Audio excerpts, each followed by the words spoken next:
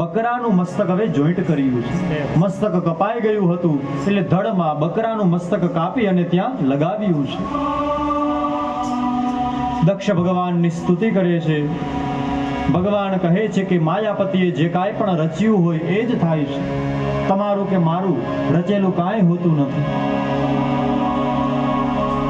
ભગવાન વિષ્ણુ પ્રગટ થયા છે. શુક્રાચાર્યજીને ઉપદેશ આપે છે અને કહે છે કે હે દેવતાઓ, બધા જ સાથે મળો.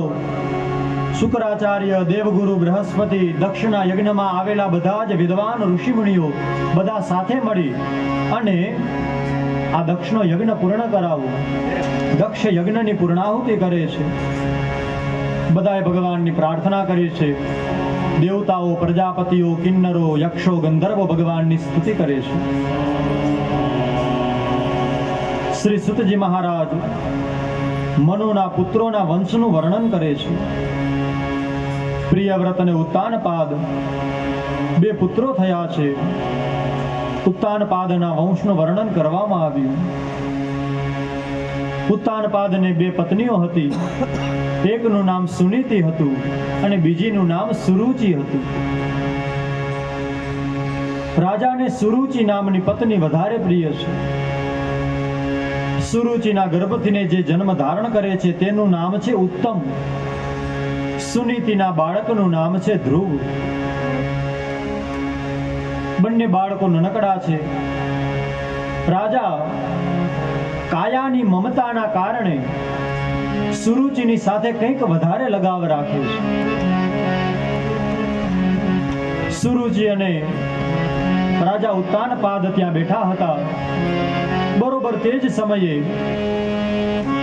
ઉત્તમ તેના ખોળામાં આવી અને બેસે છે. રાજા ઉત્તમને લાડ લડાવે છે.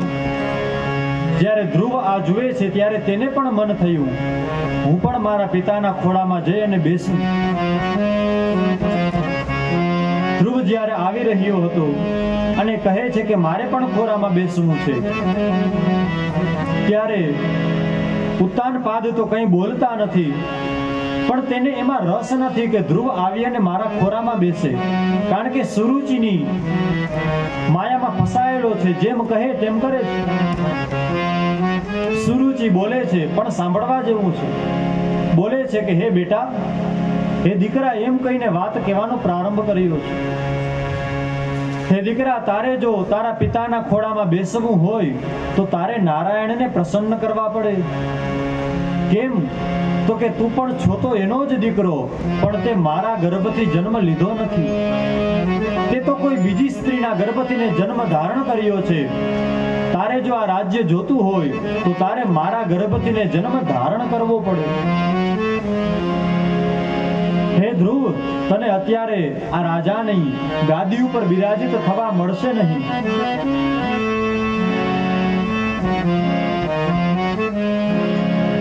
ધ્રુવને આમ કહ્યું છે. ધ્રુવ રડવા લાગ્યો. રડતો રડતો આવ્યો છે માતા પાસે. માતા સુનીતિને કહે છે કે હે માં, મને માતાએ તો આમ કહ્યું છે કે જો તારે રાજાની ગાદી ઉપર બેસવું હોય, જો તારે પિતાના ખોળામાં બેસવું હોય તો તારે ભગવાનનું તપ કરવું પડે. કારણ કે તું મારા ગર્ભથીને જન્મ્યો નથી. સાઉન્ડ વાળા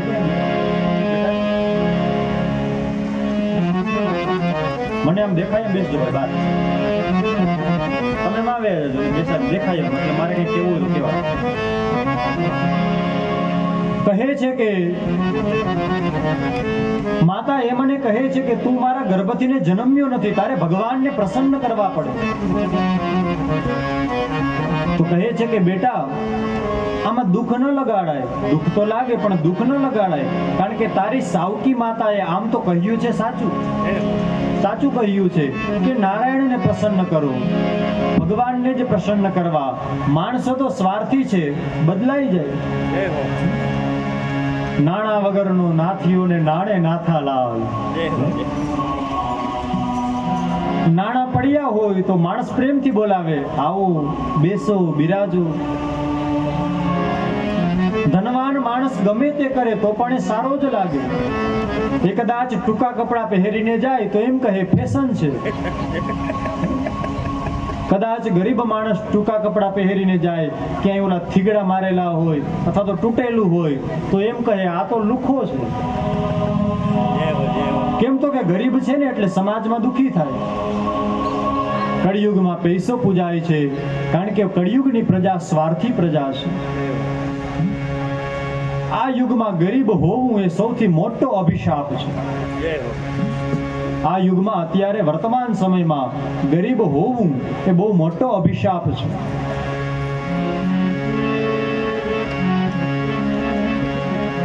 પણ યાદ રાખવું, ભગવાને જે આપ્યું છે, જેટલું આપ્યું છે, જેવી રીતે આપ્યું છે એમાં આનંદ કરવો. કહેવાની મૂળ વાત એ છે કે સંસાર સ્વાર્થી છે, માટે હે બેટા તું નારાયણની સેવા કર.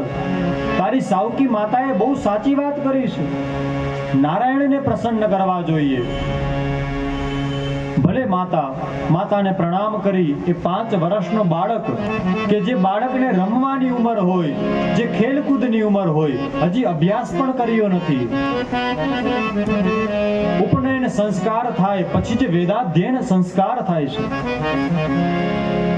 હજી એ ભણ્યો પણ નથી, પણ એને લઈ જવામાં આવ્યો, માતાના વચનો દ્વારા લઈ જવામાં આવ્યો. કઈ જગ્યાએ? તો કે જંગલમાં તપ કરવા માટે. જંગલમાં ગયો છે તપ કરવા માટે.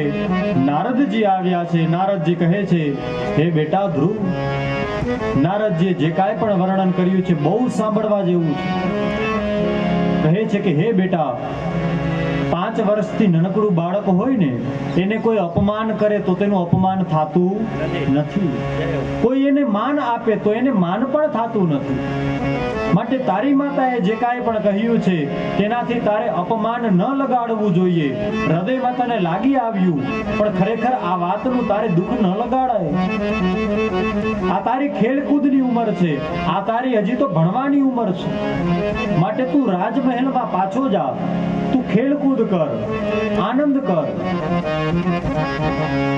આનંદ કરવાની ઉંમર છે. ત્યારે એ ધ્રુવ કહે છે, ખૂબ સુંદર વાત કહે છે કે હે દેવ ઋષિ, હું કોઈ અપમાનના કારણે જંગલમાં નથી આવ્યો, હું કોઈ માનના કારણે જંગલમાં નથી આવ્યો. મારી માતાએ કહ્યું છે કે તારી સાવકી માતાનો જે ઉપદેશ છે એ ગ્રહણ કરવા યોગ્ય છે. ખરેખર ભગવાનને જ પ્રાપ્ત કરવા જોઈએ. જો ભગવાનને પ્રાપ્ત કરવા એ જ પરમ લક્ષ્ય છે તો હવે મારે ભગવાન જ જોઈએ છે, બીજું કાંઈ જોતું જ નથી. ભગવાનને પ્રાપ્ત કરવા માટે હું નીકળ્યો છું. ત્યારે નારદજી એને ઉપદેશ આપે છે. કહે છે કે ઓમ નમો ભગવતે વાસુદેવાય, દ્વાદશાક્ષરી મંત્રનો તમે જાપ કરો. હે ધ્રુવ, તમે આ મંત્રનો જાપ કરશો તો અવશ્ય તમને પરમાત્મા પ્રાપ્ત થશે. ધ્રુવજી ગયા છે જંગલમાં. આ બાજુ નારદજી આવ્યા ઉત્તાનપાદના મહેલમાં. કહે છે કે હે રાજા, તમે બહુ ખોટું કર્યું છે, પરંતુ તમે જે કર્યું છે એમાં ધ્રુવને કોઈ નુકસાન નથી થયું. એ તો ભગવાનનું તપ કરવા નીકળ્યો છે. પરંતુ હે રાજા, તમે કોઈ એક પત્ની ઉપર વધારે પ્રેમ રાખો છો, કોઈ એક બાળક ઉપર વધારે પ્રેમ રાખો છો, જ્યારે બીજી પત્નીને તમે ઓછું રાખો છો, બીજા બાળકને એનો અધિકાર છીનવી લો છો. પરિવારનો જે કરતા હરતા હોય ને એને પણ બધા ઉપર સરખો પ્રેમ રાખવો જોઈએ, કોઈ પ્રત્યે અન્યાય ન કરવો જોઈએ. તો હે રાજા, તમે તો સમાજના પિતા છો, તમારા ઉપર તો પૂરા સમાજની જવાબદારી છે. તમે આમ અન્યાય કરો તો ન ચાલે. રાજા કહે છે કે હે મહારાજ, મારાથી અપરાધ થયો છે.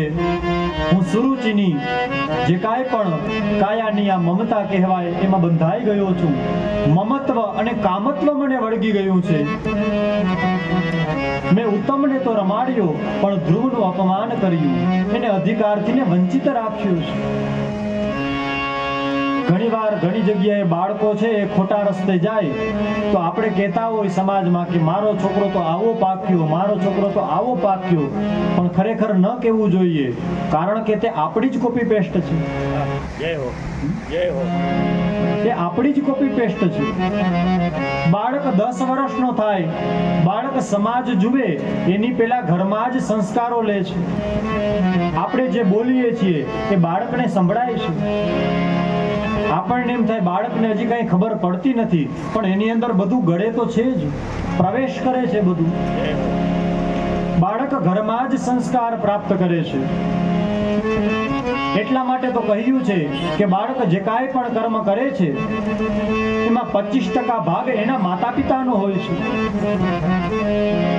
બાળક જે કાંઈ પણ કર્મ કરે છે એમાં 25% ભાગ જેવો સંગ એવો રંગ હોય છે. અને બાળક જે કાંઈ પણ કર્મ કરે છે તેના 50% કર્મનો ભાગ એના પૂર્વ જન્મના કર્મ અનુસાર હોય છે. માટે માતા પિતાએ બાળકોને જે આપવાનું છે તે અવશ્ય આપવું જોઈએ, અને જે નથી આપવાનું એ મિત્રો દ્વારા પણ ન મળે એનું ધ્યાન રાખવાનું છે. જો તે સંસ્કારોથી વંચિત રહી જાય, જો તે અધિકારોથી વંચિત રહી જાય તો કુમાર્ગે જાય. જો તેને આપવામાં ન આવે તો તે બાળક નિષ્ઠુર બની જાય, ક્યારેક તે મેન્ટલી ડિપ્રેશનમાં ચાલ્યું જાય. જો તેના ઉપર કોઈ પણ પ્રકારનો કાબુ જ ન રાખવામાં આવે, તે સ્વચ્છંદ બની જાય તો મિત્રોની સંગમાં આવે, ખરાબ મિત્રોની સંગમાં આવે તો તે કુકર્મી કરવાવાળો થઈ જાય. માટે ખાસ ધ્યાન રાખવું, બાળકોને જે આપવાનું છે તે અવશ્ય આપો, અને જે નથી આપવાનું તે ભૂલમાં પણ ન આવે તેનું ધ્યાન રાખવું. નારદજી કહે છે, હે મહારાજ, તમે હવે આ માયાની મમત્વ છોડી દો. ભોગો ભોગવવાથી તૃપ્તિ થતી નથી, માટે તમે હવે આ સંસાર છોડો, ગૃહસ્થાશ્રમ છોડી અને સંન્યાસ ગ્રહણ કરો. થોડા જ સમયમાં ધ્રુવ મહારાજ ફરી પાછા તમારા મહેલમાં પ્રવેશ કરશે.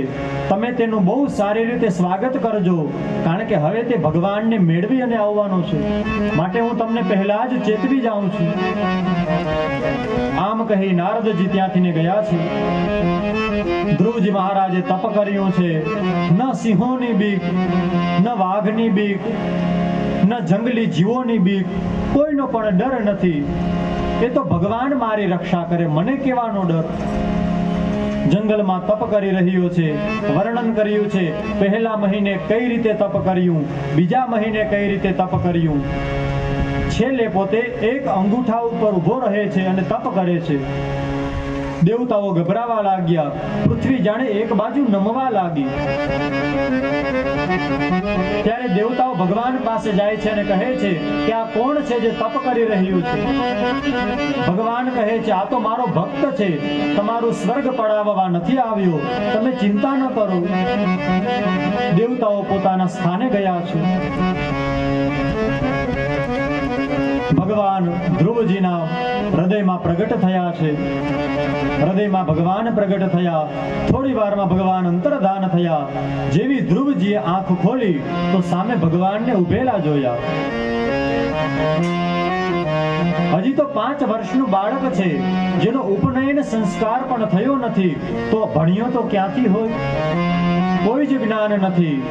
પરંતુ ભગવાને જેવો એના ગાલમાં શંખનો સ્પર્શ કરાવ્યો કે વેદો જાણે એના મુખમાંથી બોલવા લાગ્યા. યોંતઃ પ્રવેશ્ય મમ વાચમિમાં પ્રસુપ્તાં સંજીવયત્યખિલ શક્તિધરસ્વધામ્ના અન્યાંશ્ચરણ શ્રવણાત્વગાદિન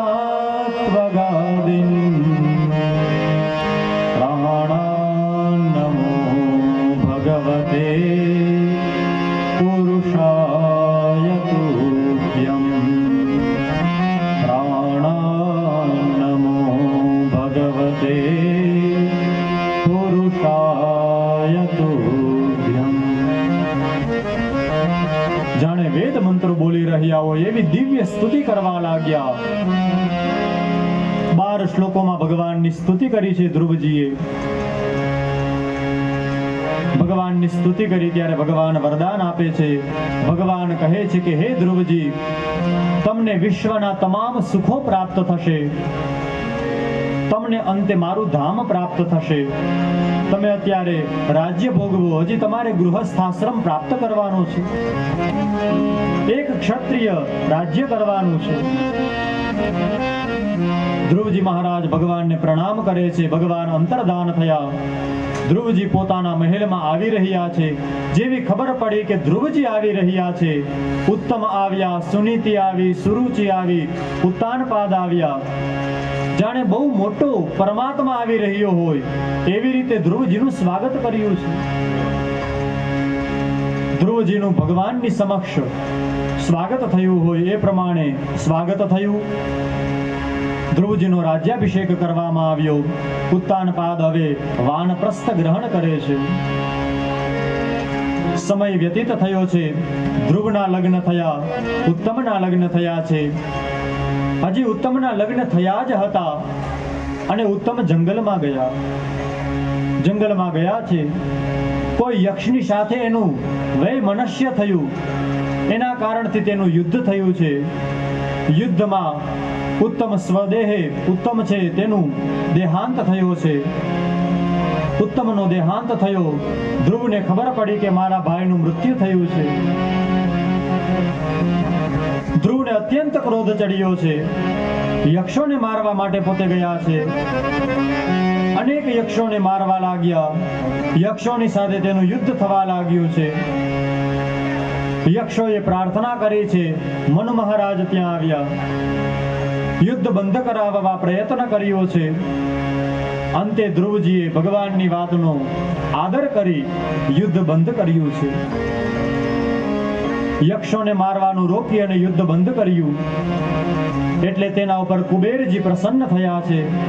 કુબેરજી કહે છે કે તમે વરદાન માગો.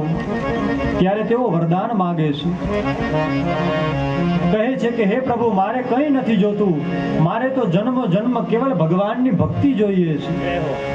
પ્રથમ દિવસ આપણે ચર્ચા કરી હતી નિષ્કામ ભક્ત અને સકામ ભક્ત. સકામ ભક્ત અલગ હોય, નિષ્કામ ભક્ત અલગ હોય. ધ્રુવજી ભગવાનને પ્રાપ્ત કરવાની ઈચ્છા કરે છે. ત્યારે કુબેરજી વરદાન આપે છે કે તમને ભગવાનનું પદ પ્રાપ્ત થશે. તેમને અવિચળ ધ્રુવ પદ પ્રાપ્ત કરાવ્યું છે. તેમને અવિચળ પદ પ્રાપ્ત થયું છે. આકાશમાં તારાઓ પોતાના સ્થાનેથી અલગ જગ્યાએ ભ્રમણ નિરંતર કર્યા જ કરે. પૃથ્વી પણ પ્રદક્ષિણા કર્યા કરે છે. પરંતુ ધ્રુવનો તારો એક જગ્યાએ સ્થિર રહે છે. લગ્નમાં પણ ધ્રુવના દર્શન કરાવવામાં આવે છે. જે 7 સોપારીઓમાં પગ અડાડવામાં આવે એનો અર્થ શું છે? તો કે પર્વત ઉપર જઈ અને ધ્રુવના દર્શન કરાવવામાં આવે કે જેમ ધ્રુવનું અવિચળ પદ છે તેમ અમારું પણ દાંપત્ય જીવન અવિચળ રહે.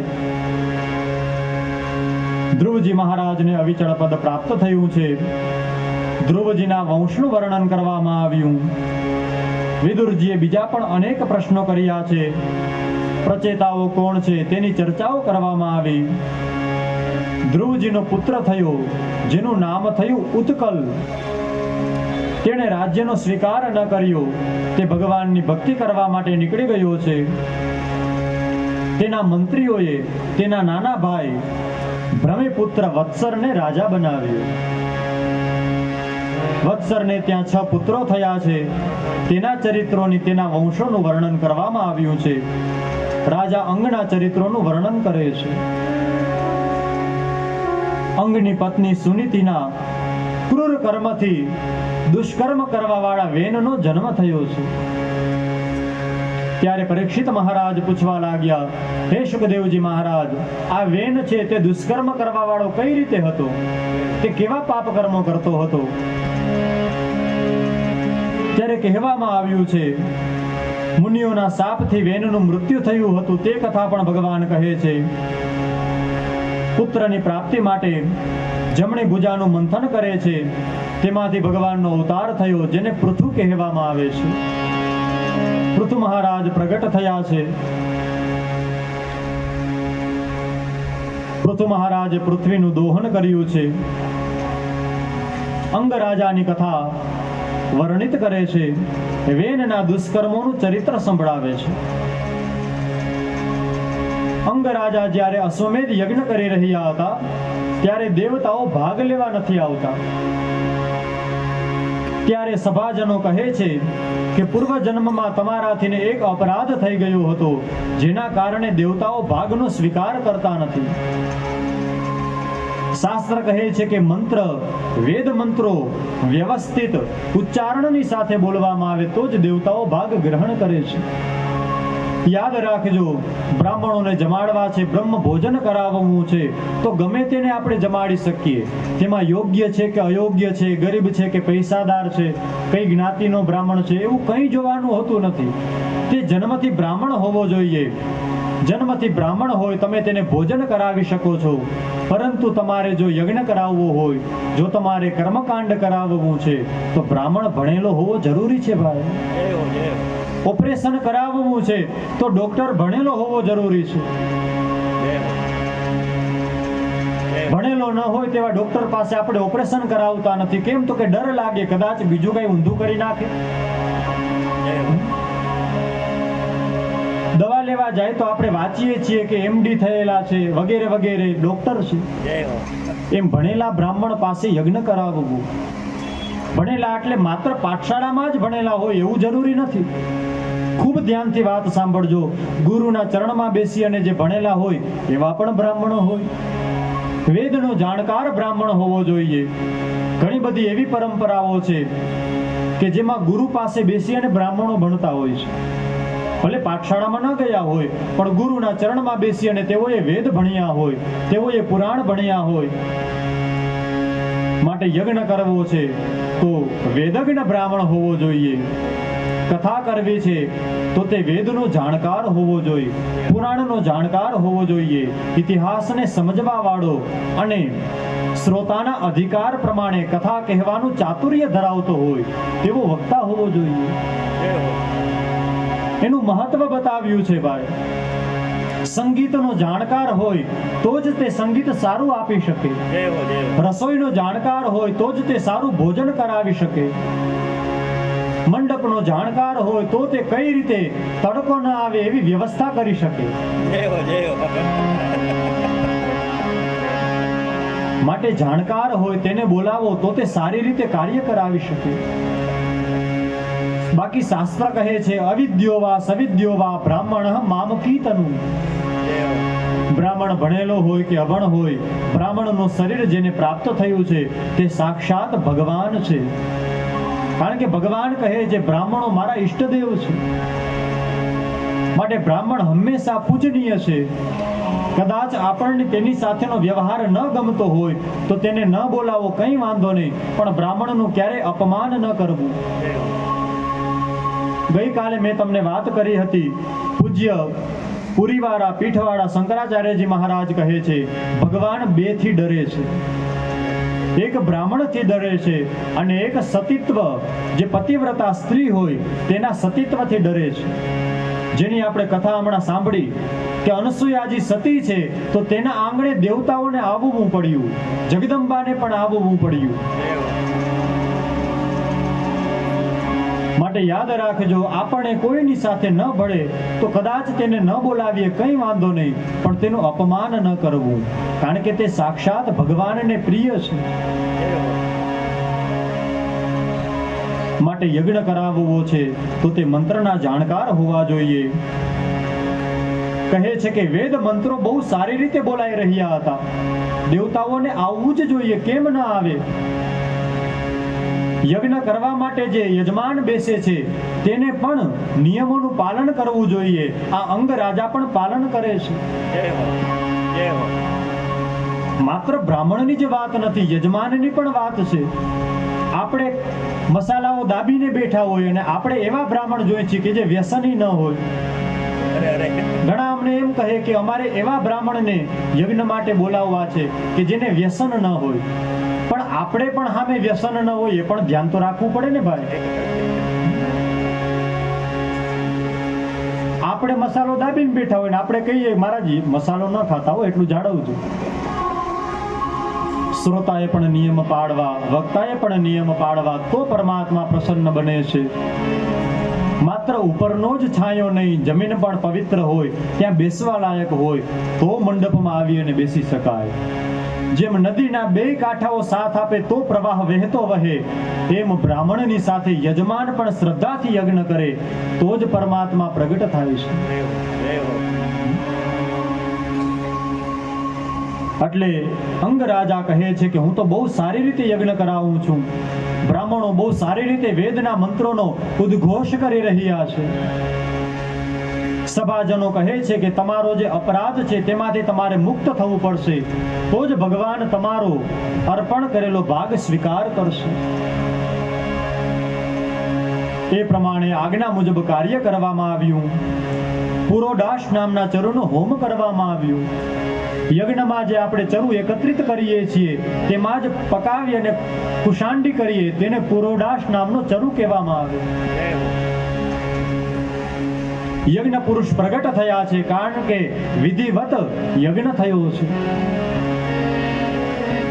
ખીર લઈને પરમાત્મા પ્રગટ થયા છે.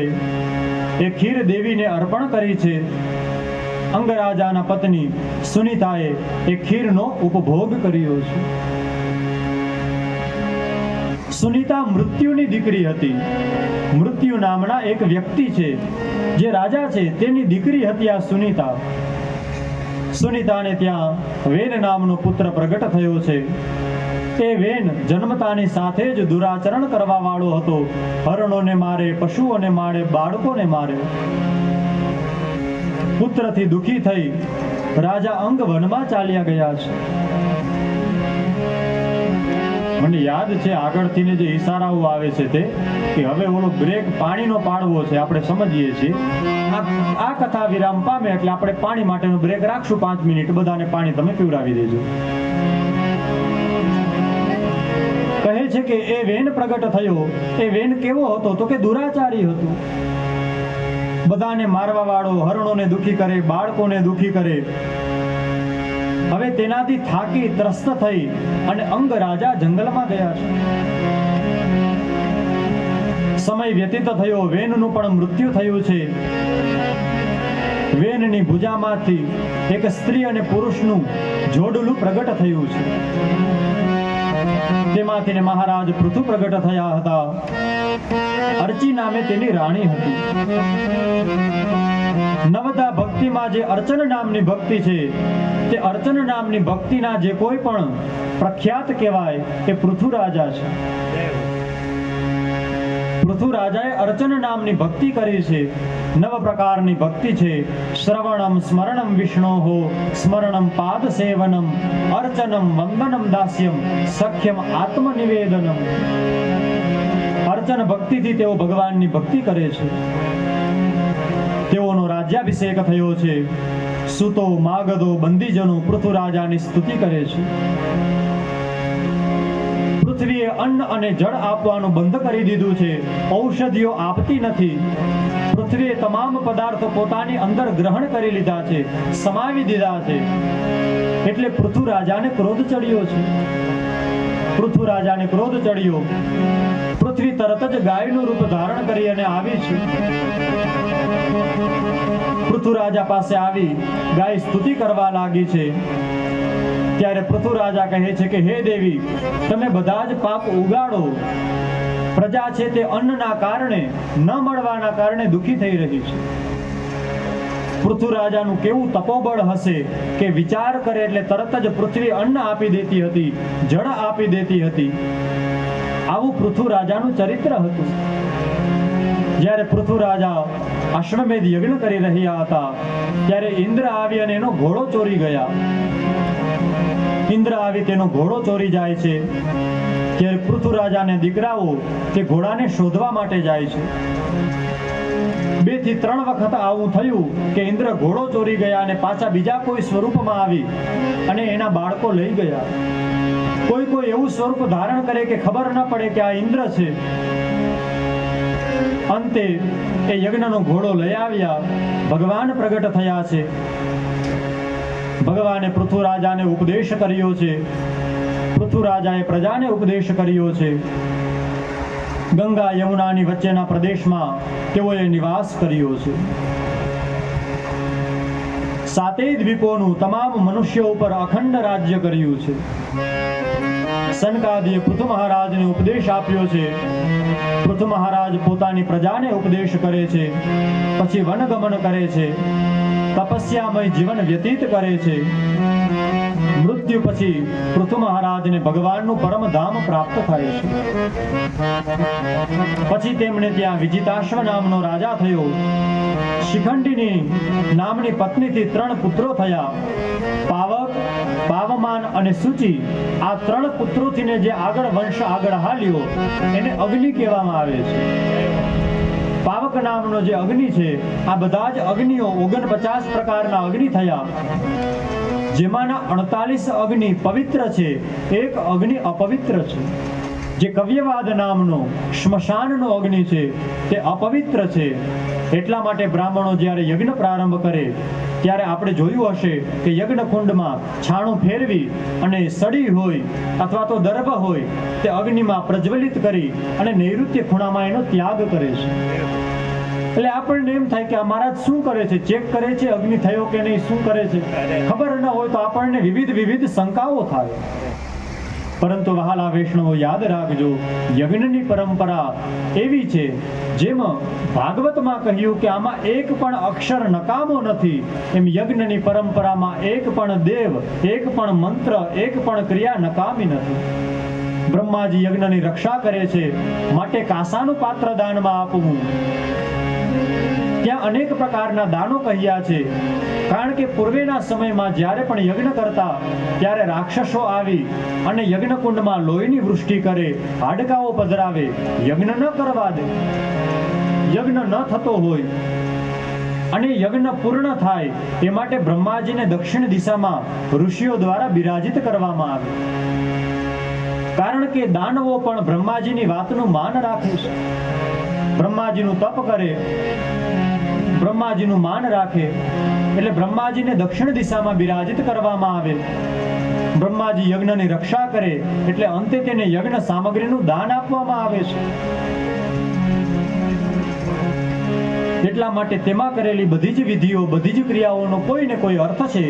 કવ્યવાદ નામના અગ્નિનો ત્યાગ કરી અને યજ્ઞ પ્રમાણે અગ્નિનું આવાહન કરવામાં આવે. અગ્નિ સાક્ષાત ભગવાનનું મુખ છે. જેમાં વાત કરી કે ભગવાન 2 મુખેથી ભોજન કરે છે. બ્રાહ્મણોશ્ય મુખમાશે બાહુરાજન્ય ક્રતઃ પૂરુ તદસ્ય જરવેશ્ય પદવ્યાગુષુદરો અજાયત. બ્રાહ્મણો ભગવાનનું મુખ છે, માટે બ્રાહ્મણને જમાડો તો ભગવાન જમે છે. જય હો, જય હો. બ્રાહ્મણ જે પ્રમાણે શિક્ષા આપી શકે એ પ્રમાણે બીજો કોઈ શિક્ષા ન આપી શકે. અમારા ગુરુજી તો કહે કે અત્યારે તો બધા જ લોકો કથા કરવા માંડ્યા છે, કાંઈ વાંધો નહીં, કરે છે તો ભગવાનનું જ નામ, કઈ ગાળો તો બોલતા નથી, ભગવાનનું જ નામ લે છે. ભલે લે, પણ એટલું યાદ રાખવું, જેના લોહીમાં જે હોય એ જેવું કરી શકે એ બીજો ન કરી શકે. જય હો, જય હો. બેનું દીકરીઓની રક્ષા કરવા માટે, ધર્મની રક્ષા કરવા માટે ક્ષત્રિય જે તલવાર હરાવી શકે એ આપણે ન હલાવી શકીએ. આપણે એકવાર આમ 2 કલાક હલાવીએ પછી કાંડે હળદર લગાડવી પડે, 2 દી એને શેક આપવો પડે. કેમ તો કે આપણું કામ નથી. આ હિતેશભાઈ છે, એનો બાળક થાય તો એને બીજું લાંબુ કાંઈ ન કરવું પડે, એને ખાલી આંગળી જ રાખવી પડે, ઓટોમેટિક એના લોહીમાં એ બધા સુરો આવી જાય. જનકભાઈ નો દીકરો હોય તો તરત જ એને પણ બધા સુરો આવી જાય. ભગવાન કહે છે કે આ બધું લોહીમાં આવે છે. વેપારી જે રીતે વેપાર કરી અને બધાનું પોષણ કરી શકે, પોતાના રાજ્યને બીજા રાજ્ય કરતા સમૃદ્ધ બનાવી શકે, એ આપણે ન કરી શકીએ. સાહેબ શુદ્ર જેવી કોઈ સેવા ન કરી શકે. કેમ તો કે એના લોહીમાં આ બધું છે. ગમે તેવી વ્યવસ્થા આપણે કરીએ અને એ કરે એમાં ફેર પડી જાય. પણ યાદ રાખજો, બધા ભગવાનના અંગ છે, બધા ભગવાનથી જ પ્રગટ થયા છે, કોઈ હલકું નથી. પૂજ્ય ડુંગરેશજી મહારાજ કહે છે, બીજાને હલકો માને એ સૌથી હલકો કહેવાય. જય હો. એટલે કોઈ હલકું નથી. કહે છે કે અગ્નિને જમાડો તો ભગવાન જમે છે, બ્રાહ્મણને જમાડો તો ભગવાન જમે છે, કારણ કે મુખાદ અગ્નિ રજાયત. યજ્ઞો વૈ પુરુષઃ, યજ્ઞ એ સાક્ષાત ભગવાનનું સ્વરૂપ છે. અગ્નિમાં તમે હોમ કરો છો તો તે ભગવાન જ અગ્નિનું મુખ બની અને જમી જાય છે. માટે યજ્ઞ ચાલુ હોય તો તેમાં કઈ રીતે કાષ્ટ પધરાવવા, કઈ રીતે છાણા પધરાવવા તેના નિયમ બતાવ્યા છે. એટલે બ્રાહ્મણો જ તેમાં કાષ્ટ પધરાવે, બ્રાહ્મણો જ છાણા પધરાવે. કેમ તો કે આપણને ખબર ન હોય તો આપણે ગમે તેમ પધરાવી દઈએ. નિયમો બતાવ્યા છે. જય હો, જય હો બાપ. વિજિતાશ્વને નભસ્વતીથીને હવિરદાન નામે પુત્ર થયા છે. હવિરદાનની પત્નીથીને બરહિષદ વગેરે 6 પુત્રો થયા છે. સુતજી મહારાજ કહે છે કે આગળ સૌનકજી મહારાજ તમે શ્રવણ કરશો કે પ્રાચીન બરહી નામે બરહિષદો પ્રખ્યાત થયા છે. આવો થોડી વાર માટે હરિનામ સંકીર્તન કરીએ. ત્યાં સુધીમાં વ્યવસ્થા જળવાઈ રહે એ રીતે બધાને પાણી પીવડાવવાનું હોય તો પીવડાવી દેજો, જે કાંઈ પણ કરવાનું હોય તે કરી દેજો. 2 મિનિટ માટે ભગવાનના નામનો આધાર લેશું. ભજ